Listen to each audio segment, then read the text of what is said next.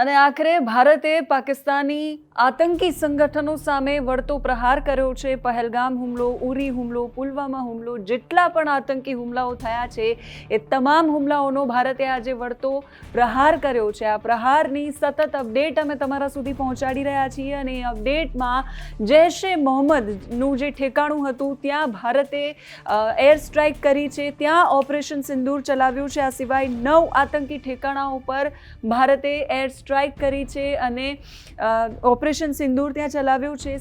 ત્રણેય સેનાનું સંયુક્ત ઓપરેશન અને એ જૈશ-એ મોહમ્મદના કમાન્ડરના પરિવારના 14 સભ્યો છે એ એર સ્ટ્રાઇકમાં મરાયા છે। જૈશ-એ મોહમ્મદના જે કમાન્ડર છે મસૂદ અઝહર, એનું નિવેદન પણ સામે આવ્યું છે। એણે નિવેદન જાહેર કરી પ્રધાનમંત્રી નરેન્દ્ર મોદીની ટીકા કરી છે અને સાથે સાથે એવું પણ કહ્યું છે, એવી ચર્ચાઓ છે કે આ બધા પરિવારજનો મર્યા એની સાથે હું પણ મર્યો હોત તો સારું થાત। એ આતંકવાદીએ પોતાના નિવેદનમાં જાહેરાત કરી છે।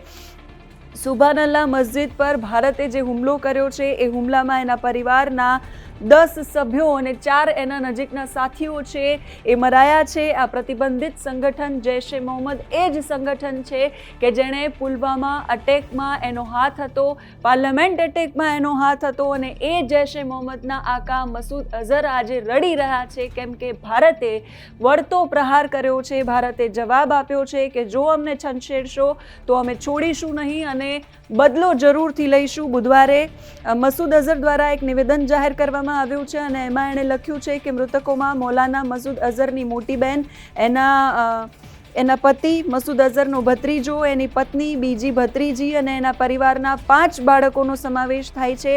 એટલે 10 લોકો એના પરિવારના મૃત્યુ પામ્યા છે અને 4 એના નજીકના સાથીઓ છે એ મૃત્યુ પામ્યા છે। આ નિવેદનમાં એવું પણ કહેવાયું છે કે મંગળવારે રાત્રે થયેલા હુમલામાં મસૂદ અઝહરનો એક નજીકનો સાથી, એની માતા અને એના 2 અન્ય નજીકના સાથીઓ પણ મરાયા છે। ભારતના પ્રધાનમંત્રી નરેન્દ્ર મોદીની પણ એણે આ નિવેદનમાં ટીકા કરી છે।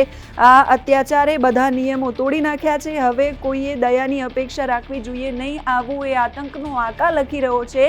જેણે પહેલગામ અટેક કરતી વખતે એ પત્ની, એ બાળકો જે ત્યાં ફરવા ગયા હતા, એ નિર્દોષ લોકો વિશે વિચાર્યું નથી।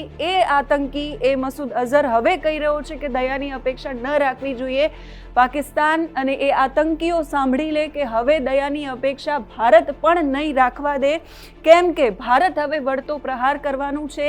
એર સ્ટ્રાઇક જે કરી છે, ઓપરેશન સિંદૂર જે ચલાવ્યું છે એ તમામ પત્નીઓ, માતાઓ, બહેનોને સમર્પિત છે જેણે આ આતંકી હુમલો જે પહેલગામની અંદર થયો હતો એમાં પોતાના પરિવારજનો ગુમાવ્યા છે। અત્યારે આ ભારતે જે ઓપરેશન ચલાવ્યું છે એમાં મસૂદ અઝહર છે એ રડી રહ્યો છે અને કહી રહ્યો છે કે હું પણ મરી ગયો હોત તો સારું હતું અને હવે પાકિસ્તાનના આતંકી જેટલા પણ લોકો છે, એમના જેટલા પણ આતંકી અડ્ડાઓ છે, તમામ આતંકના આકાઓનો ખાત્મો બોલાવવાનો ભારતે નિશ્ચય કરી લીધો છે।